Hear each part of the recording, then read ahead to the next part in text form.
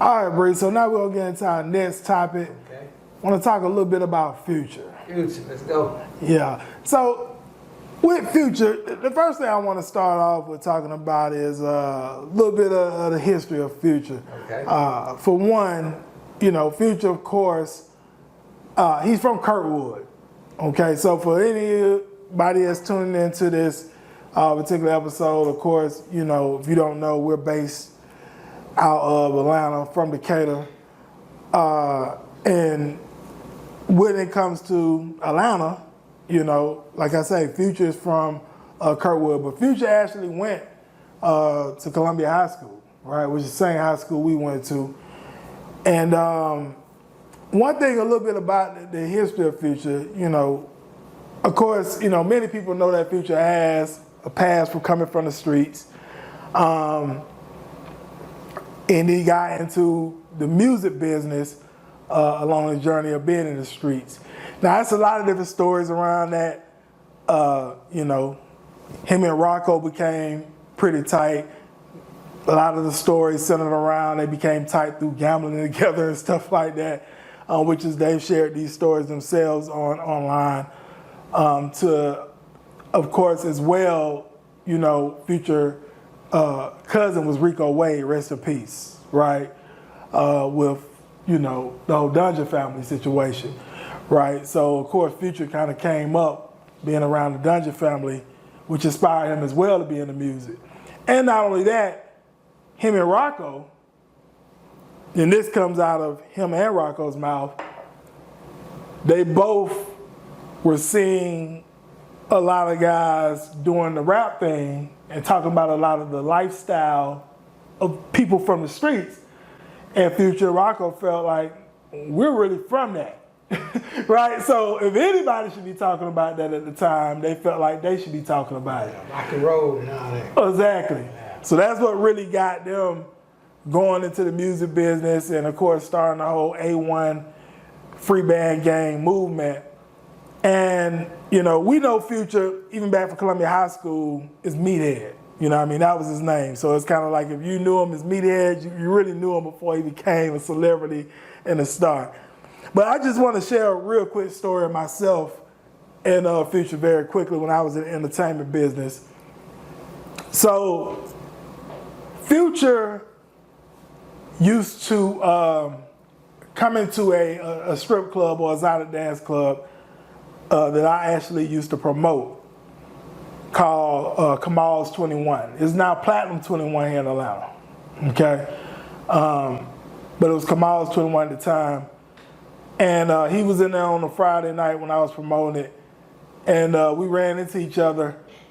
And, you know, Future, of course, remember me for Columbia. I remember him.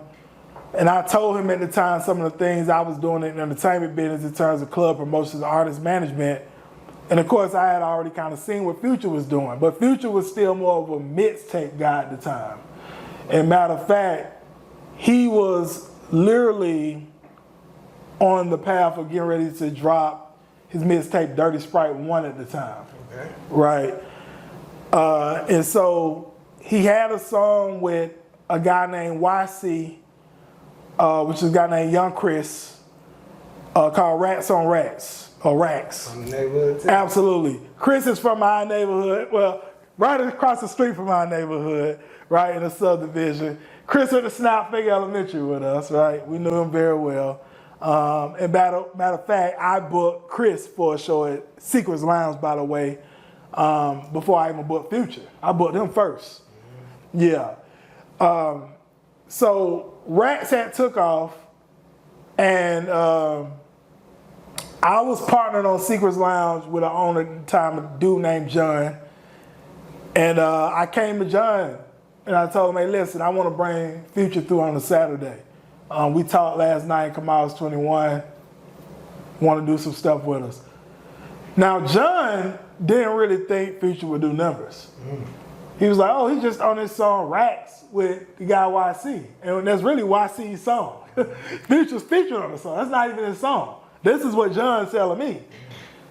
And I'm telling him, I'm like, I don't think you understand. This party gonna do big. I'm telling you.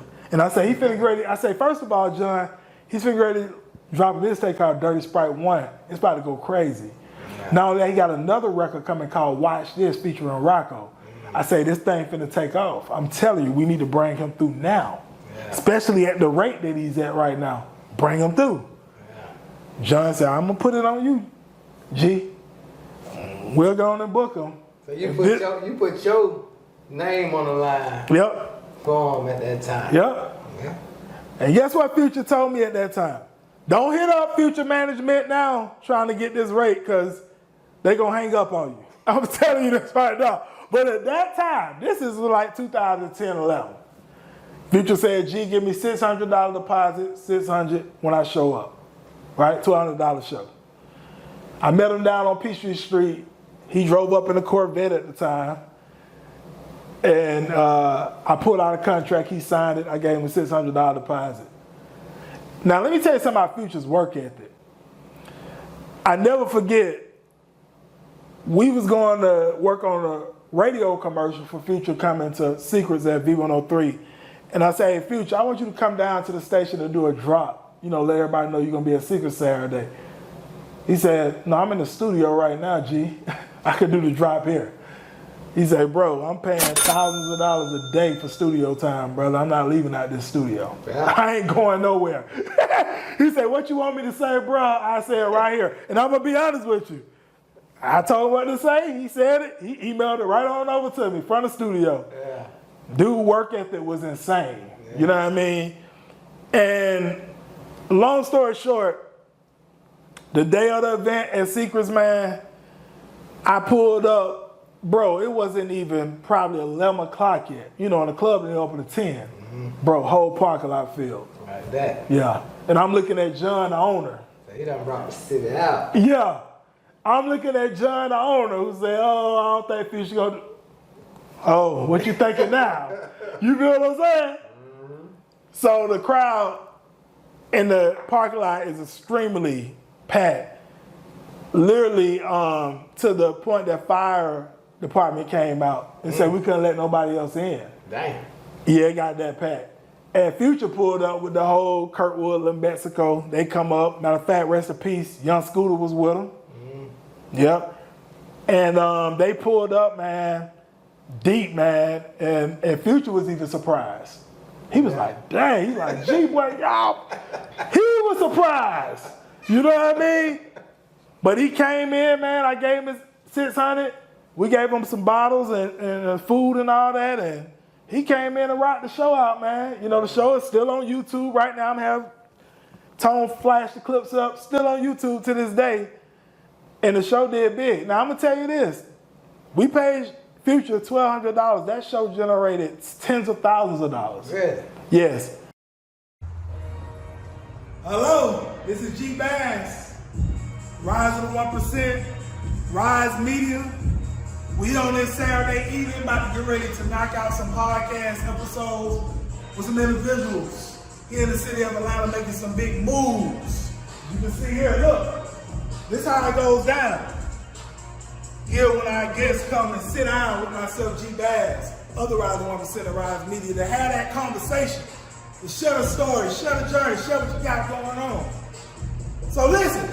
Everybody got a story, everybody got a journey, and then you got some things going on, then you definitely can get with us and see him.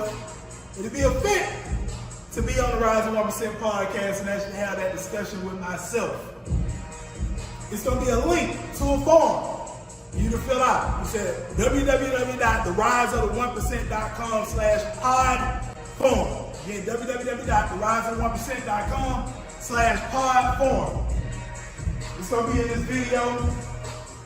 You can fill that out. And we can see if it'll be a fit for you to come on and have that conversation with myself. If you don't fill out the form, then obviously it's not for you, and that's fine. We're looking for those that's serious. Those that's serious about rising to the top 1% are already in the 1%. That's what we're looking to sit down with myself right here.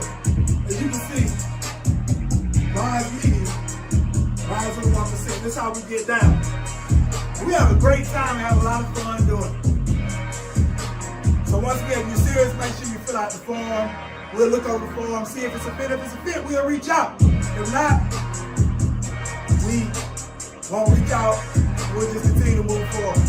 But with that said, this is G Bass. See you soon.